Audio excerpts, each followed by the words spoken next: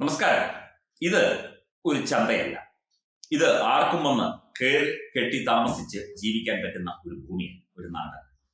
ഇത് ഒരു ജനാധിപത്യ മതേതരത്വ റിപ്പബ്ലിക് സംവിധാനമാണ്. ഇന്ത്യ എന്ന രാജ്യത്തെക്കുറിച്ചാണ് പറയുന്നത്, നമ്മുടെ രാജ്യത്തെക്കുറിച്ച്. ഇവിടെ ആർക്കും ബംഗ്ലാദേശിൽ നിന്നോ മറ്റു രാജ്യങ്ങളിൽ നിന്നോ മ്യാൻമറിൽ നിന്നോ ശ്രീലങ്കയിൽ നിന്നോ പാകിസ്ഥാനിൽ നിന്നോ അഫ്ഗാനിസ്ഥാനിൽ നിന്നോ ഒക്കെ വെറുതെ ഒന്ന് താമസിക്കാൻ പറ്റില്ല. ഇവിടെ തോന്നിയപടി നടക്കാൻ പറ്റില്ല. ഇത് പറഞ്ഞത് കേന്ദ്ര ആഭ്യന്തരമന്ത്രി അമിത്ഷായാണ്. ഇത് ജനങ്ങൾക്ക് ആർക്കും കയറി വന്ന് ജീവിക്കാൻ പറ്റുന്ന ഒരു രാജ്യമല്ല. ഇവിടെ ഒരു നിയമ സംവിധാനമുണ്ട്. അതനുസരിച്ച് ഇവിടുത്തെ പൗരത്വം സ്വീകരിച്ചുകൊണ്ട് നിങ്ങൾക്ക് തീർച്ചയായിട്ടും മുമ്പോട്ട് പോകാം. ഈ CAA NRC വിഷയത്തിലൊക്കെ തന്നെ വലിയ തോതിലുള്ള കോലാഹലങ്ങൾ നടന്ന നാടാണിത്. ഇവിടെ ഒരു തരത്തിലും തോന്നിയവർക്ക് വന്ന് തോന്നിയതുപോലെ ജീവിച്ച് അല്ലെങ്കിൽ കുറ്റിയടിച്ച് ജീവിക്കാൻ സാധിക്കില്ല. ഉത്തർപ്രദേശിൽ, ഡൽഹിയിൽ, ബീഹാറിൽ, ഉത്തരാഖണ്ഡിൽ അതുപോലെയുള്ള വിവിധ സംസ്ഥാനങ്ങളിൽ ബംഗ്ലാദേശി, റോഹിംഗ്യ അഭയാർത്ഥികൾ എന്ന് പറയാൻ പറ്റില്ല, കടന്നുകയറ്റക്കാർ. ഈ കടന്നുകയറ്റക്കാരെ വ്യാപകമായി ഒഴിപ്പിക്കുന്ന നടപടികൾ ഇനിയും തുടരും. ഇപ്പോൾ തന്നെ തുടങ്ങിക്കഴിഞ്ഞു. ശക്തമായ സംവിധാനം, അതായത് ഒരു പൊതുവിടത്തിൽ ഒരു ടെന്റ് കെട്ടിയും അതുപോലെ തന്നെ കോളനികളായി മാറിയും ഒക്കെ തന്നെ നിരവധി ബംഗ്ലാദേശി അഭയാർത്ഥികൾ എന്ന് പറയാൻ പറ്റാത്ത രീതിയിലുള്ള ആ കുറ്റവാളികൾ പോലുമാണ് ഇവിടെ വന്ന് താമസിക്കുന്നത്. നമ്മുടെ കേരളത്തിലടക്കം എത്ര ബംഗ്ലാദേശികളെ, അനധികൃതമായി താമസിക്കുന്ന ബംഗ്ലാദേശികളെ വ്യാജ ആധാർ കാർഡും മറ്റുമായി പിടിച്ചത് നമ്മളെല്ലാവരും കണ്ടതാണ്. ഈ ഒരു കാര്യമാണ് അമിത്ഷാ പറയുന്നത്. ഇവിടെ ആർക്കും വന്ന് തോന്നിയപടി താമസിക്കാൻ പറ്റില്ല. ഇത് അങ്ങനെ താമസിക്കുന്ന സ്ഥലമല്ല. ഇവിടെ ഒരു അംഗീകൃത നിയമമുണ്ട്. അതനുസരിച്ച് ഇവിടെ വരാം, താമസിക്കാം, തീർച്ചയായിട്ടും ഇന്ത്യൻ പൗരത്വം സ്വീകരിക്കാം, ഒക്കെ ചെയ്യാം. പക്ഷേ തോന്നിയപടി പറ്റില്ല. എല്ലാം നിയമവിധേയമായിരിക്കണം എന്ന് ഉറക്കെ പ്രഖ്യാപിച്ചുകൊണ്ടാണ് അമിത്ഷാ പാർലമെന്റിൽ ഇക്കാര്യങ്ങൾ കഴിഞ്ഞ ദിവസം അവതരിപ്പിച്ചത്. തീർച്ചയായിട്ടും ഇത് വലിയ ചർച്ച ചെയ്യേണ്ട വിഷയം തന്നെയാണ്.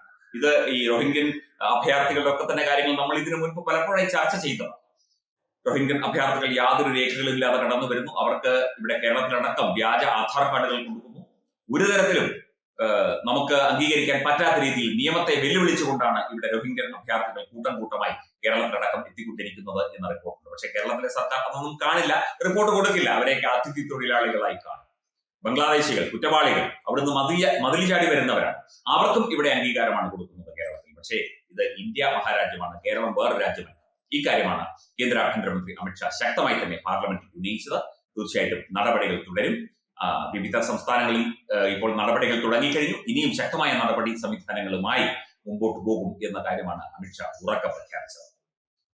Branding partner Edubix online executive education, focus physiotherapy centre Pattom, Unnath engineering Gujarat, തീർത്ഥയാത്ര.com, iron build Gujarat, PRS hospital Killippalam Thiruvananthapuram.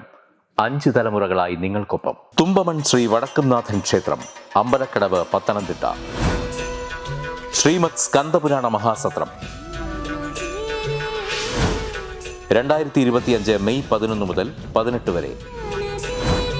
Brahmashri Mumbai Chandrasekhara ശർമ്മയുടെ മുഖ്യ കാർമ്മികത്വത്തിൽ മഹാഗണപതി ഹോമം, സ്കന്ദപുരാണ പാരായണം, മഹത് പ്രഭാഷണങ്ങൾ, പൂജഹോമാദികൾ, കലാസാംസ്കാരിക പരിപാടികൾ. സത്രയജ്ഞ കർമ്മങ്ങളിലേക്ക് എല്ലാ ഭക്തജനങ്ങളുടെയും സാന്നിധ്യവും സഹകരണവും സാദരം അഭ്യർത്ഥിക്കുന്നു.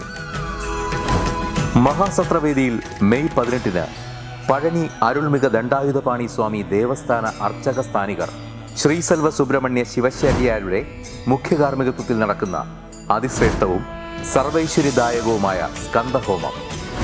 സ്കന്ദമഹാപുരാണ സത്രത്തിന്റെ ആദിമധ്യാന്തമുള്ള സമ്പൂർണ്ണ തത്സമയ കാഴ്ച തത്വമയി നെറ്റ്വർക്കിൽ.